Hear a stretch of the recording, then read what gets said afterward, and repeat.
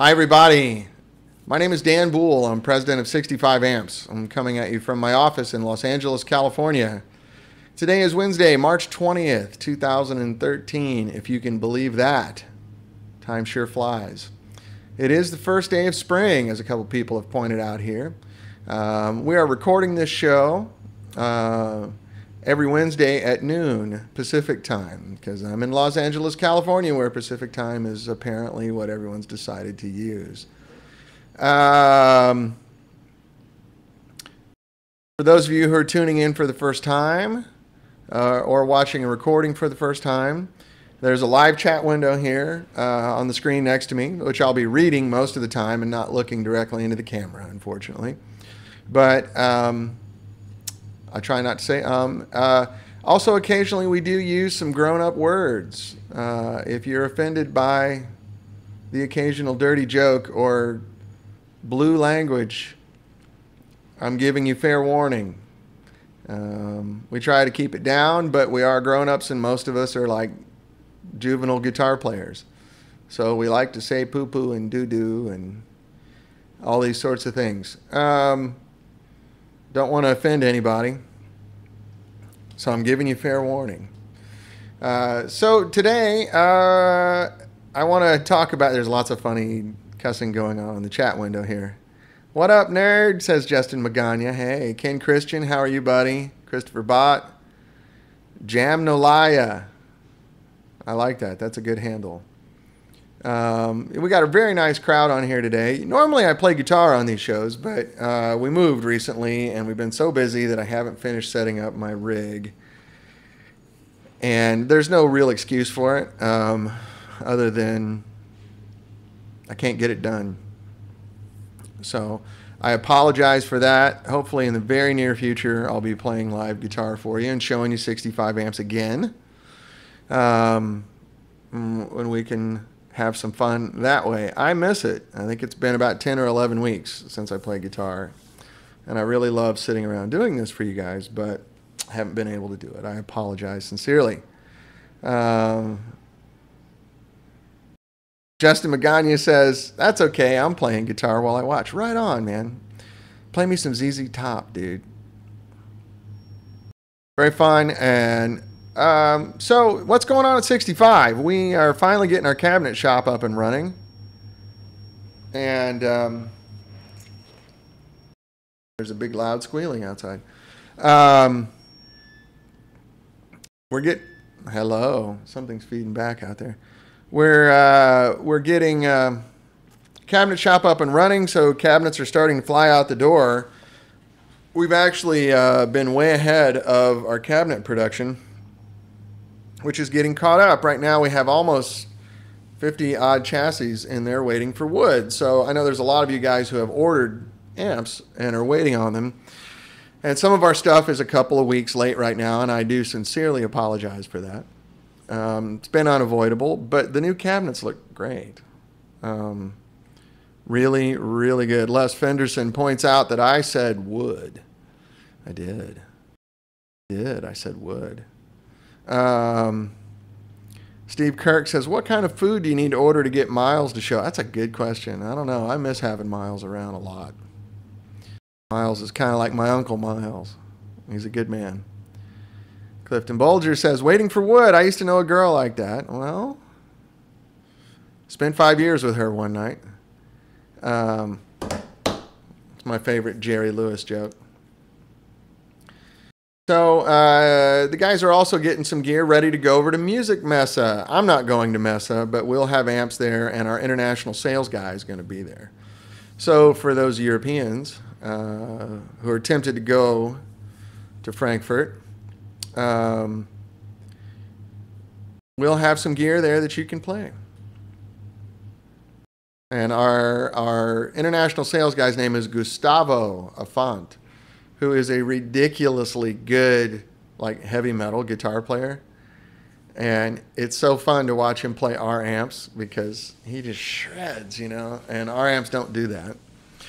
And so he gets challenged. But I couldn't play like him if you held a gun to my head. The guy can play so stupidly fast and good.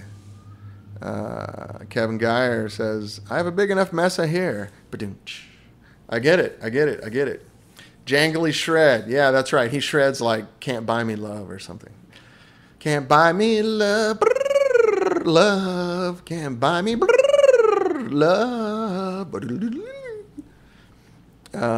No, Gustavo's an amazing guitar player. He really is. And we play so different. We sit around and play together, and he's like, man, how do you get that big, fat, chunky rhythm sound like that? You know, you make the chords talking about it, blah, blah, blah, blah, blah. And I'm like, I don't know, man. That's just how I play guitar. I play rock and roll. I'm like, I have no idea how you do that chainsaw thing. Hey, Fonzarelli, how are you? So how many English guys do we have on here right now? Turn on links because we have a new...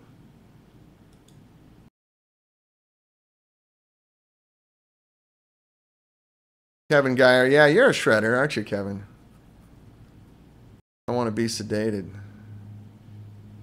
Fonzarelli. I know Nick 67. Gibson Guitar Guys in Canada. Welcome, eh?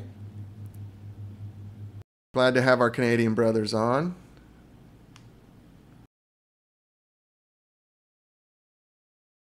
I have a very soft spot in my heart for Canada because I've never had a bad experience there, except for the Toronto airport.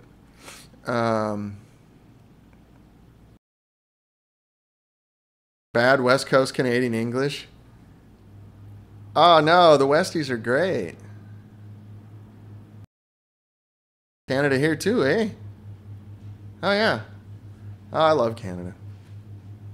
I used to play up there a lot when I was playing music and always had a good time. And then later in my life, my father remarried a Canadian woman who's lovely and treats my dad wonderfully. So I'm very pleased with that. And when I went to college, I was friends with a few Canadians. And every visit I've had up there, I haven't been everywhere in Canada, but I've been a few places, and I love it. People are so nice. Well, I learned my favorite Canadian joke that a Canadian told me. So I can tell this joke because it came from a Canadian. And I think you Canadians will laugh at this harder than the Americans. But how do you make a Canadian apologize? Step on his foot.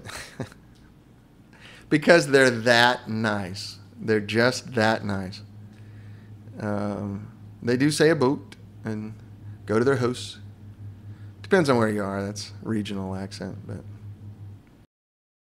Canadian audiences are the best, Andre Max says. They really get into it. Yeah, a lot of great music comes from Canada, too. Justin Magana says one of the best shows I ever played was in Vancouver, BC. Yeah. Rush. There's a lot of great Canadian bands. You know, Peter, my business partner, plays for Sarah McLachlan, which I'm not a huge Sarah McLachlan fan, but I certainly respect and am in awe of her songwriting and musical ability. But I'm just a rock and roller. No offense, Sarah, if you happen to be watching or anybody, but you go to one of those shows and that girl can play and sing. I mean, she's the real deal. And she's extremely nice and down to earth. I really just haven't had a lot of bad experiences in Canada or with Canadians.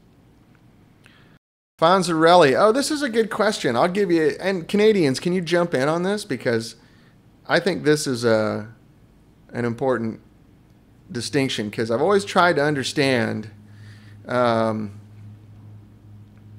Pete Thorne and Phil X are both Canuck. Yeah, that's right. Tons of Canadian actors and actresses here, too. Fonzarelli asks, are Canadians more British or American in their outlook? I know they like the Queen. Well, I think that's one of the biggest differences between Canadians and Americans because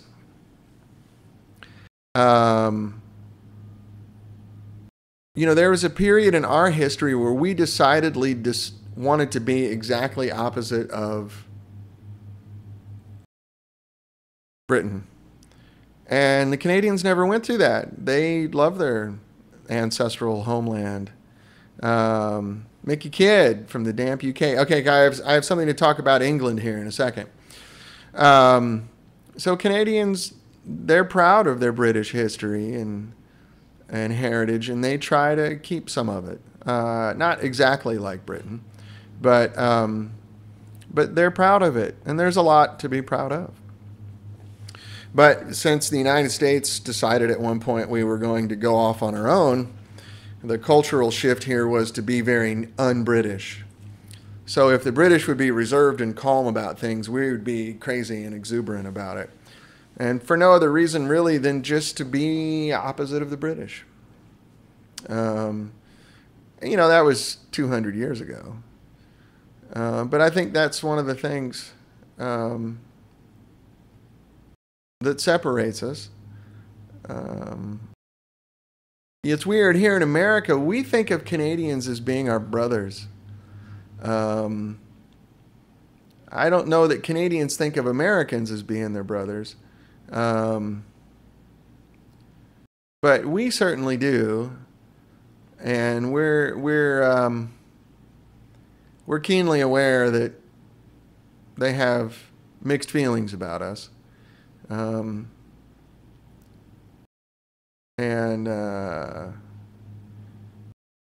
most of us appreciate that, and some of us don't. There is a group of Americans that love to make fun of Canadians. I'm not one of those, but and I know there's a lot of Canadians that love to make fun of Americans, but I think we're far from the majority. We get along really well, in my mind, and we really think of our Canadian brothers as being our brothers, with differences. There are better behaved brothers. And definitely more English in their outlook. So I don't know if that answers your question. But so can you Canadians jump in? Am I correct in anything that I said? Or my feelings, or am I just an emotional dude who kind of loves everybody? Canada's far from perfect, but so are we. I'm talking about on balance. Okay, so I know there's a lag here. It takes a minute for you guys to answer these questions. So enough on the Canadians. Canadians are not any one thing. We are all the things. Yeah, that of course, absolutely. And I didn't mean to suggest otherwise. I just meant someone was asking about, are you guys more American or more British in your outlook? And I kind of think you're a blend. I think we all influence each other, so. And there's a huge population concentration along our border. I think over half of Canadians live within 50 miles of the U.S. border, and along our border is a huge population concentration, too, of Americans. We all get along, I hope. I want to. But anyway, we'll quit waxing philosophical. What I wanted to tell you guys was we have a new dealer.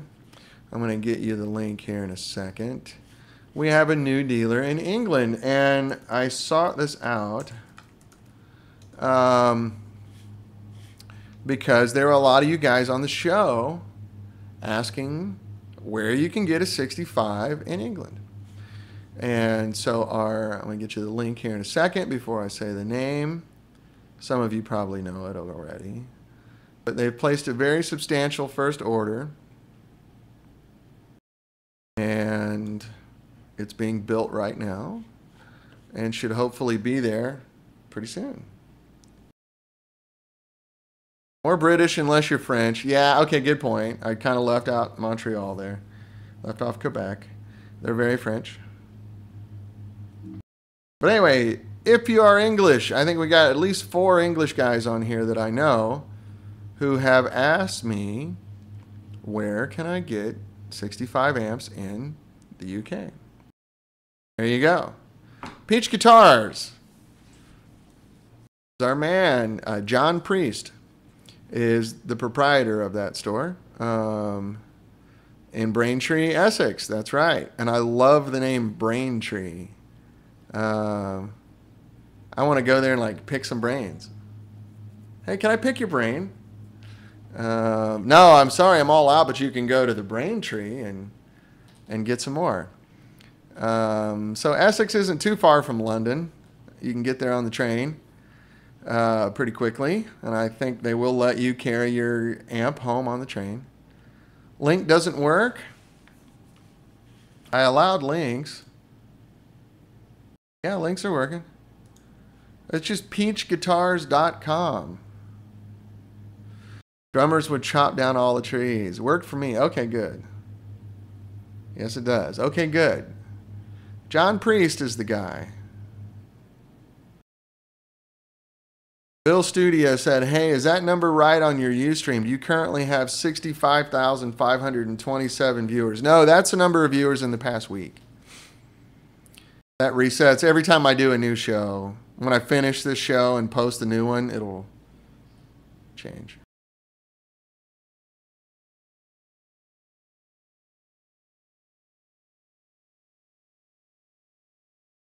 I think the total was like 76,000 or something. Yeah, it's pretty good. Most people aren't on live now. Almost everyone watches the recording. And that number comes from... I posted on like 13 different websites. And when they refer to Ustream for the link, it totals it up. So the number never really drops low. But it does go up and down.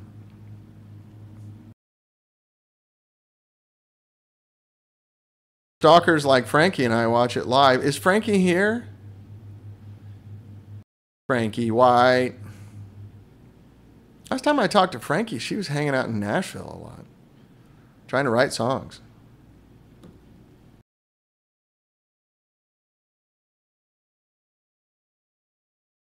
It'd be nice. Haven't seen Frankie in a while. Very good kid. She's not really a kid anymore. I keep calling her a kid because I've known her so long. She's a grown woman now. Just at my age, anyone under 30 is a kid. But that's kind of maybe disrespectful. Don't mean it like that. Well, let's get into some amp talk. We're already at 12:30. I'm going to bring up a couple of things. I had some really good questions from Kirk Spencer. I'm not sure where we left off, but I think we put the whole bedroom amp idea to rest. One of the things that was brought up afterwards that I thought was valid that I should mention is someone said if we could come up with an amp that had a good to bed, get it? Haha, Justin got it.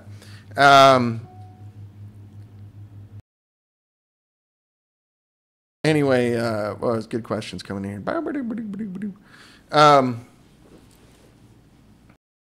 Yeah, the guitar amp handbook's good. Yeah, I know, Fonzarelli. I'm sorry, I suck. I just don't have a room to put that loud cabinet right now. Everything's crazy. I look more like Clapton now with your new... These aren't my new glasses. These are my reading glasses, which I normally don't wear. For some reason today, my eyes just aren't doing it. I'm extremely tired.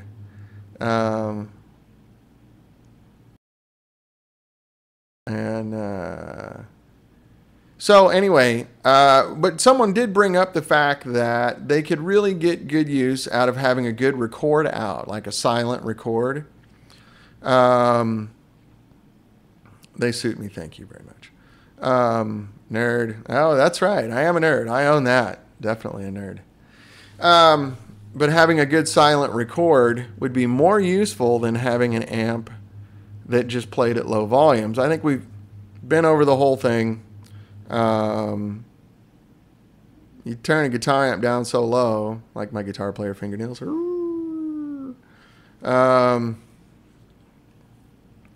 that you lose the impact of a guitar amp, but there's also a point where your guitar is louder acoustically than the amp is. Why can you fry an egg on an AC30 and not your Soho? Good question. Transformers. And the way I run the tubes is a little different. Also, our cabinets are very well ventilated. That an AC30 is not. You know, those vents that are on the front of our amps are not for decoration. I mean, they look good. I wanted to make them look good, but with those vents going across the front and then the grill in the back of the head, it creates a convection. There's a reason for that. That is to draw air across the tubes. I wanted to create a convection across the tubes without having to put in an electric fan. Electric fans can make noise, and they will when they start wearing out. They'll be silent for a couple years, but it's like the fan on your computer. Those are the only kind of fans you can put in to a guitar amp. So I'll get to this in a second. Hang on with me, guys. But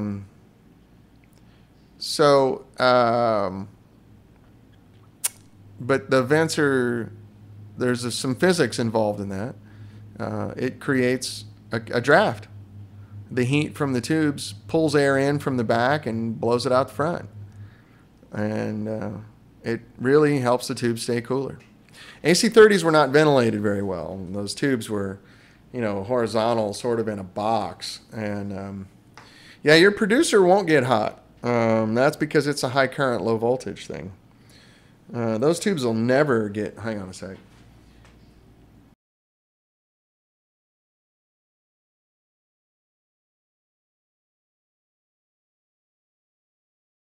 Cableage problems. In the producer, they'll never get very hot at all. Would there be a way to have a record out that would capture the output tube tone? Yeah. Well, it's not going to be the same as speakers, but it should be pretty good.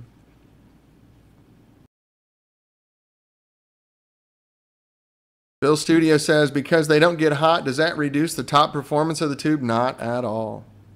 Not at all. Hey, King Darko. Hey, Norwegian Slow-Mo. Not at all. The heat has no... Yeah, Christopher Bott correctly points out that most recording outs are preamp only. The one I have in mind that I'm thinking about putting on the PCB stuff is not. Kind of hard to explain quickly, but... So Nick67 says, which one of your amps is most like an AC30? No, Bill, that's not it, bud. It's not less excitation of electrons. Heat doesn't have anything to do with excitation of electrons. Current does. Electricity. Voltage is the pressure, and current is the amount.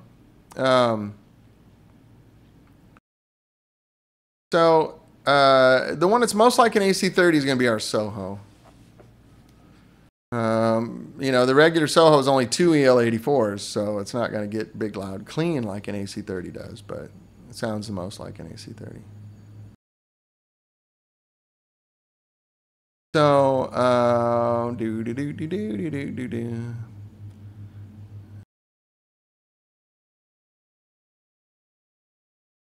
Radial has one after the power tubes. Yeah, Radial makes some great stuff. I like Radial gear a lot. Line out at the end of the signal chain. No, that's just a preamp out. There's a way to do it after the power section. You just have to put a load on the tubes and not send it to the speakers, and then you have to make it, you have to drop it down enough where it gets like it. Joe Riggio says the London color channel is AC30 similar as well. No, not really. The London color channel is going to be more like an AC15. And an AC15 is a very different amplifier than an AC30. People tend to lump them together, but the circuits are very different. Transformers are very different. The only thing they have in common is they use EL84s. But that doesn't, you know. There is a high-powered Soho at Chandler's for over $2.5 grand. Yeah, the high-powered Soho is a very popular amp on the road. That amp is very AC30-like. High load VAR. Yeah, I don't know why. I need my reading glasses today. Sorry.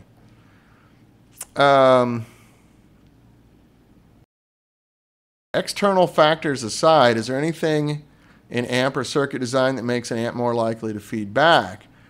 I love to be able to easily coax and use feedback. Yeah, frequency response. There are certain frequencies that will just feed back to a guitar a lot more, and it's usually in the upper mid-range.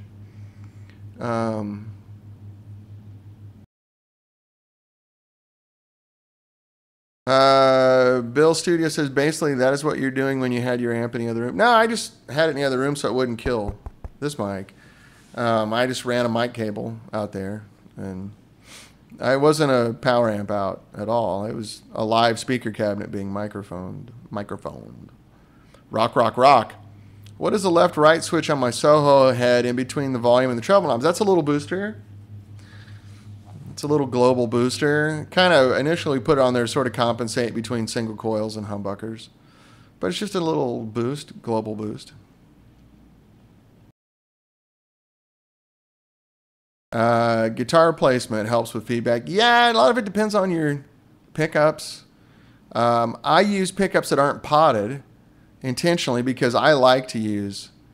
Oh, yeah, that's right, Bill. Yeah, I isolated it in another room. That's right. I isolated myself from the speaker, probably is one other way to think of it.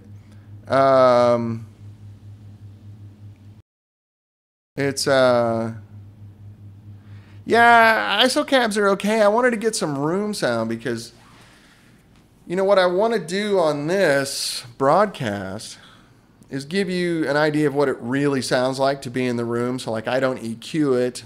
I put a little bit of compression on it just so I don't slam Ustream. Nothing incredible. But I was, you know, when you're recording in an ISO cab, you're trying to fit something into a track, you know, and it's a different thing. I wanted to give you an idea of what it was like to be here. And that helps in a big room because I can put a mic, you know, 10 feet away from it besides the ones that are close to it. And I use 3 different style of microphones that kind of come in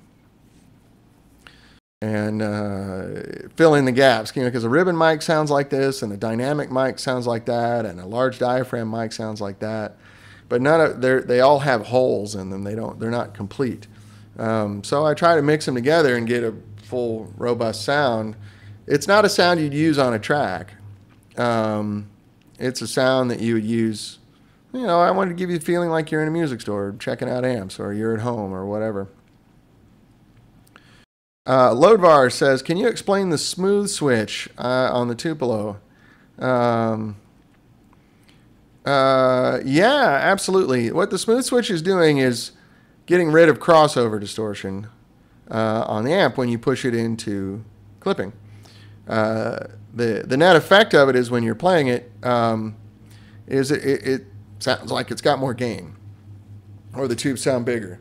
That's because we're doing a trick that I learned from hi-fi stuff that gets rid of crossover distortion, which is that buzzy sound. And so the tube's working better when that switch is on. On most of our amps, that's just on all the time.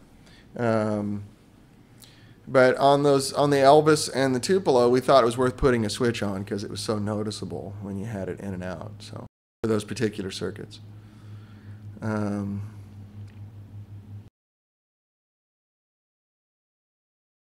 I haven't checked out Philip Sace. I don't know who that is, but he won a Crossroads guitar, judged by Peter. Okay. My wife just said you look way younger too. Oh, thank you, wifey. I don't know. I don't know what happened. I just went to get my hair cut, and the guy said, what do you want to do? And I said, I don't know. Take some off. And that was about it. Yeah, it'll sound gainier because the tube works better, so it's just going to push everything harder. Your preamp tubes. Yeah, I still have some hair here. I mean, I didn't cut it all off. And trust me, the way my hair grows, 8 weeks from now, you'll never know the difference. Yeah, it's a different sound. That's what I mean. Like on the Tupelo, we thought, that's so noticeable. Let's put it on a switch. Some guys might like it with it off, you know. I did shave off the gray. I still have plenty of gray here on my sideburns. I don't know what to do about that. Philip Sace is amazing. Get him to try Producer 6L. Can you pop a link on here for Philip Sace? I don't know who he is. Well, there's a couple of good questions I wanted to get to from Kirk Spencer. Kirk, I don't know if you're on. Hopefully you're watching the replay.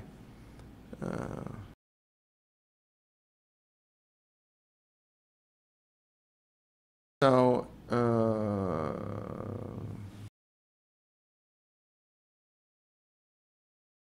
um, okay. So one of the first question was how much reduction in volume can reasonably expected by switching from a 100 dB speaker like a Celestion Gold to a 96 dB speaker like a Celestion Classic Greenback?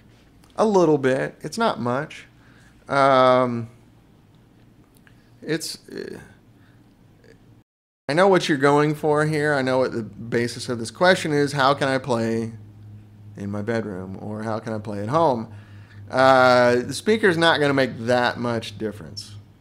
And there's a reason for that. And I believe it's known as the Fletcher-Munson curve. Are you guys familiar with the Fletcher-Munson curve? So these two scientists, one named Fletcher, one named Munson, one named Stalin, did a study on how the human brain reacts to sound. And basically what they discovered, is that your brain protects you from loud noises. And it does so by employing what we as musicians call compression. And anything over about 80 decibels, your brain starts to knock it down. It starts to knock down the volume, and it starts to knock down the frequency response that you can hear. So you guys probably have, Josh says it's used to measure the curve of your peener. No, that's a different curve. The Fletcher-Munson curve, hi, Chell. These scientists quantified what happens to your brain at loud noises. So you guys probably have experienced this. If you play a 100-watt Marshall right in front of it, and then you go into the control room and listen to it through a microphone, it sounds really, really different. Really different. The microphone hears something that's incredibly bright and incredibly piercing attack. But then when you go out in the room and play it, it sounds a lot warmer and a lot smoother. That's your brain protecting you. So when the difference between 100 dB and 96 dB, technically it's twice as loud. But your brain won't perceive it as that. It's just going to sound a little bit less. Because you're still up in that range where your brain's knocking everything down. So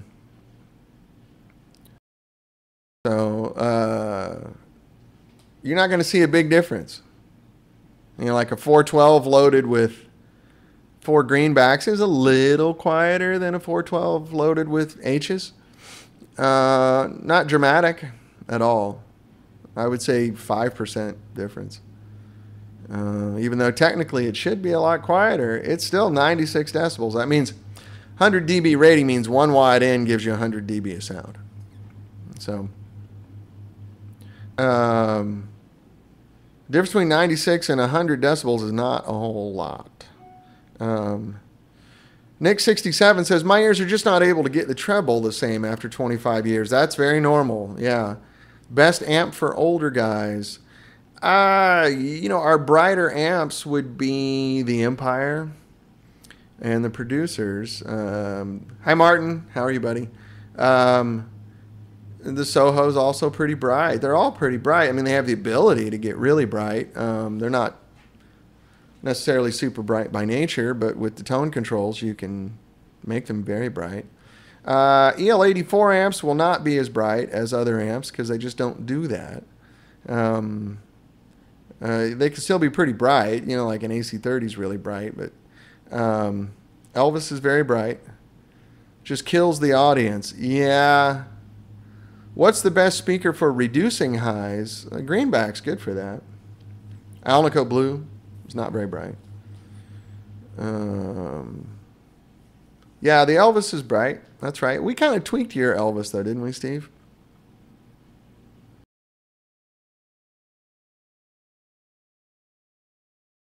You know, I don't have a lot of experience with Weber speakers, so I got to plead ignorant on that. Yeah, I think the weed speakers, the hemp cone speakers, are dark. What was that company in San Francisco? A Brown Sound. Yeah, on our amps you can just roll the treble out. You know, it's fun. Tone Tubby. That's right. Thank you. Tone Tubby. Tone Tubby. Yeah, that's it. So that's one way to do it. So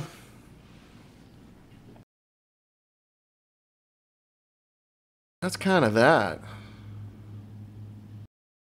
G12H30 seems to be pretty middle of the road. Yeah, the G12H30's got a pretty broad range. I mean, it can be really bright. I think it has the best quality treble out of all the Celestions.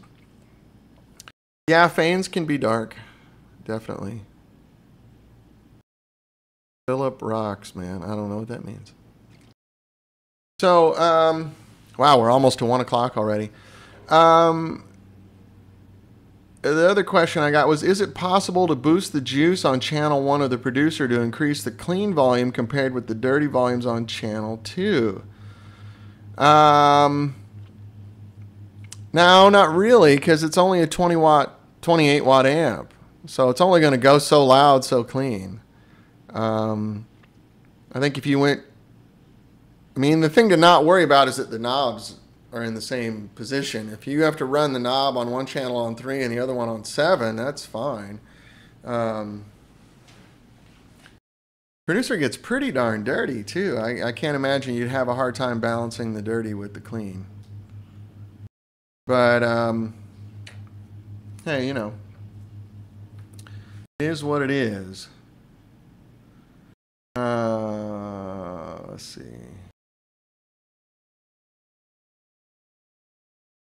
Oh, excuse me. I apologize. Swedish Guitar God says, your thoughts for a 6CA7 versus a 6L6 versus an EL34. They're just all different. I like them all. 6CA7 is not my favorite tube. It's a little rippy distortion.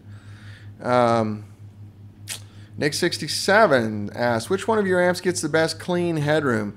Well, best I can't say. If you mean most, by best, it would be the Producer 6L. And it just gets barely a little more clean headroom than the Producer EL. Marco AMF says, I bought some preamp tubes at Watford. What are the differences between tube positions V1 and V5? In what amp? If it's an Empire, I guess is what you're talking about. Oh, and a JCM? Oh, you're asking the wrong guy.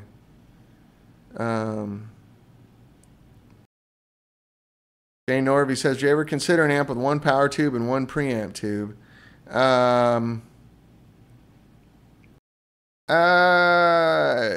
know, I'm making a little single-ended amp. There's not much market for that. And making a single-ended amp's not much less expensive than making a push-pull amp, which is way more robust. And I could make you one, but I don't know if you want to pay $900 for a little box. You know. I know I get that question every once in a while, but there's not much demand for it. There's a lot of people that have tried it and they don't really sell any. And for us, unfortunately, we're a business. We have to make products that sell. Paul Ovenstad, good question. Fonzarelli the third. Let me get back to you for a second. Wouldn't it be the Royal Albert? Yeah, sort of. That's a pretty gainy little amp. There's not a whole lot of clean headroom. But the Producer 6L gets just about as much, I think. Tube question: Bendix 5992 versus a 6V6. Well, Paul, you've stumbled upon one of the great secrets of the tube business. Bendix, which went out of business like 40 years ago, made tubes for the military. And they have a tube called a 5992 which is well, okay. The Apollo has good clean headroom. For guitar, that would be a good choice. The 5992 is technically a 6v6, only the pinout's not the same, so you can't just stick it into a guitar amp and it'll work. You have to rewire your tube sockets, which isn't that hard. I think you got to move 3 wires on each socket. They sound really good. They sound really good. Jay Norby says, what are the good 12AX7s you shared on your show a while back? Well, the only two that we use for preamp are the JJ ECC 803S and the Electro Harmonics LPS. In the phase inverter, we use the Tungsol reissue. Other than that, I'm not real pleased with most 12AX7s on the market. I'm not going to tell you which ones are bad. Those are the ones I like, if that makes sense to you. Oh,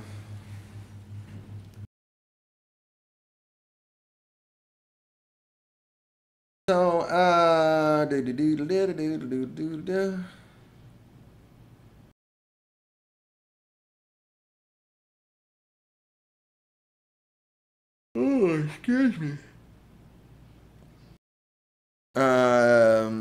How is the Empire in regards to high current, low voltage compared to regular tube amps? It's pretty normal. Pretty high voltage. Can you put a master voltage on a Royal Albert combo? No, I can't. The master voltage only works on cathode bias. And the Royal Albert is grid biased. I could technically cathode bias that amp for you, but we never made any Royal Albert combos. Do you have a Royal Albert combo? Somebody convert one?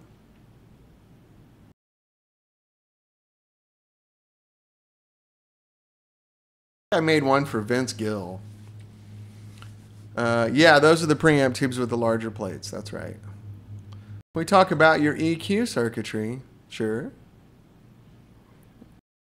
Can I make a Fender Super Reverb, please? No. Someone else already is. Fender. Dealer AD number 3. I don't know what that means.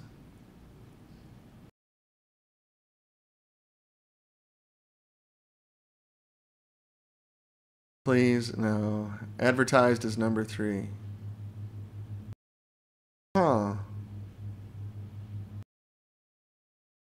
Maybe someone converted it to a combo. Wasn't me. It'll fit in our combo cabinet. Which dealer has it? Sing it hard, sing it well. Can you pop a link up? Pretty please. Just go buy a Super, Fonzarelli. There's millions of them around.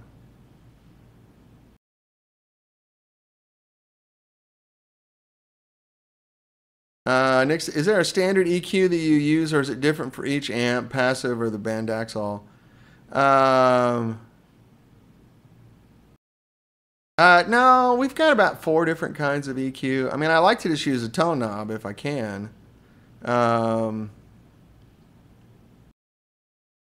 Because if you got the amp built correctly, having less tone stack sounds better. And that's what our bump feature is. You're just kind of going around the tone stack. It just sounds big and meaty and fat. That's really good. Benjamin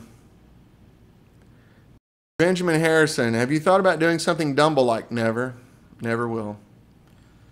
Not my style of amps. Sorry. And there's been 4 or 5 boutique guys build Dumbles, and they don't sell. There's no way to get that sound at low volume anyway. Part of Dumble's magic is they're 100 to 150 watt amps. Yeah, there's a few guys that do it. But for me, it's not my thing at all. It doesn't do anything for me, unfortunately. CAE, I don't know who that is. Custom Audio Electronics. Yeah.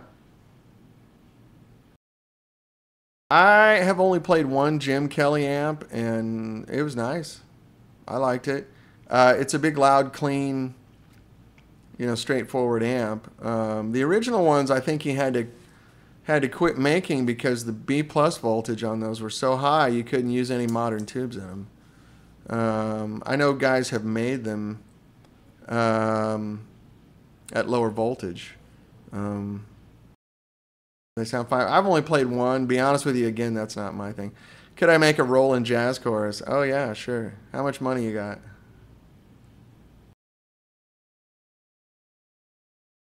Ooh, excuse me. Fonzarelli's having fun with me. Can I recommend some Axe Effect setting? Yes. All of them. They're great. I don't know. JCs were good enough for Jimmy Cliff and Joe. Well, you better go get one, Justin. I haven't got the L5 yet. It's still up at my buddy's house. I probably won't have it for a while. I don't really know what a Dumble sound is, to be honest, because from what I know of Alexander Dumble's method is he kind of tweaks each amp for the user, and they're all a little different. So oh,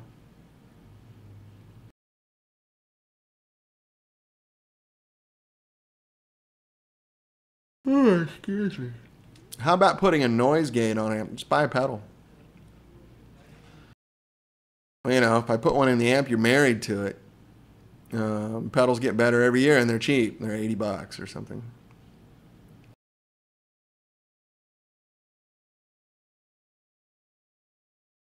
Like Ken Fisher. What's like Ken Fisher?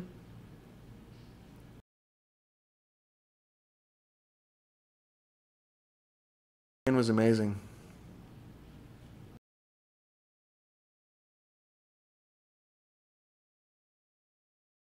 Tweaking. Yeah, Ken was the same way. From what I understand with Dumbles, you go over and you play guitar for him, and he kind of tweaks it. Let's see this Royal Albert combo here. Let me look.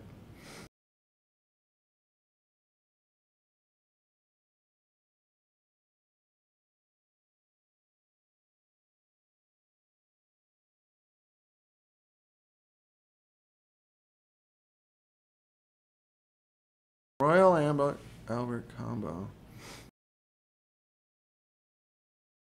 Huh. Well, that's a Royal Albert combo.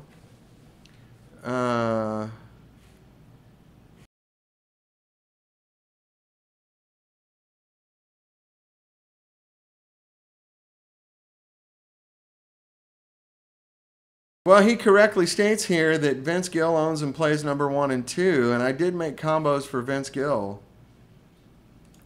Look at these pictures here. I don't remember this one, though. Got the right speakers in it.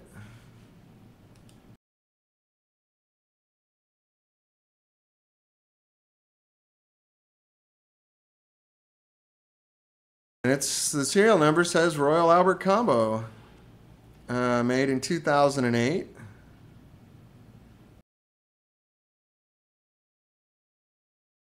'44th Royal Albert we'd made at the point. Huh. Well, I stand corrected. I stand corrected. That was a long time ago. I don't remember it. It's 5 years ago, so could be. Yeah, Dumble still makes amps. He only makes a few a year. Jay Norby asked, is the Soho only being sold as a Redline amp right now? Yes, we moved it to the Redline. Do you have any use for those Mercury Magnetics transformers based on the Rotosphere Originals in one of your amps? Stuck with 1 ohm setting, though. I don't know what that is. Oh, did Bill Strange is saying Dumble quit making amps? Is that true? I didn't know that. I'm sorry to hear that because of health issues. So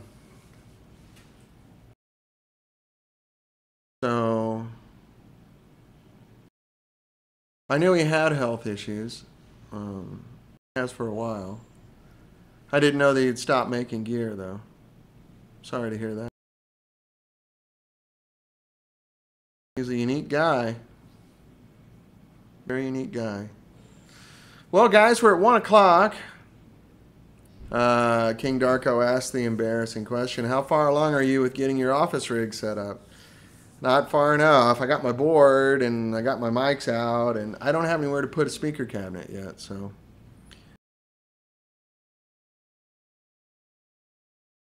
Mercury Magnetics, then exact copy of a JM45 amps and Beano.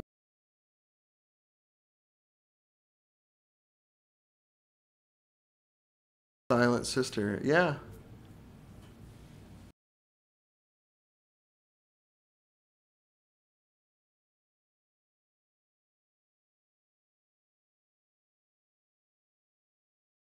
What's the planning regarding new amps? Well, working on several things right now.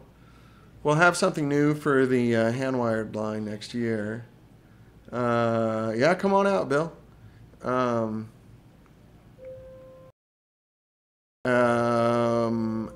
then I'm working on PCB stuff.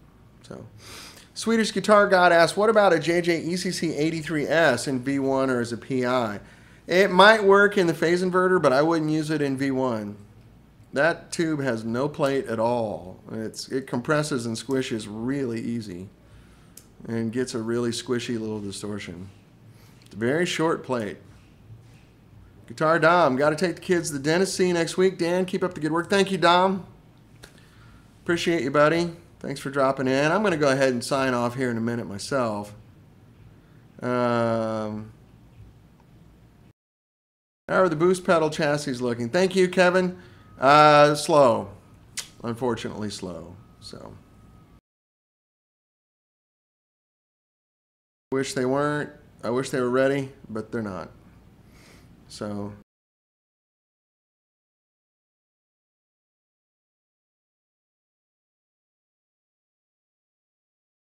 Dan, how many different tubes are you familiar with?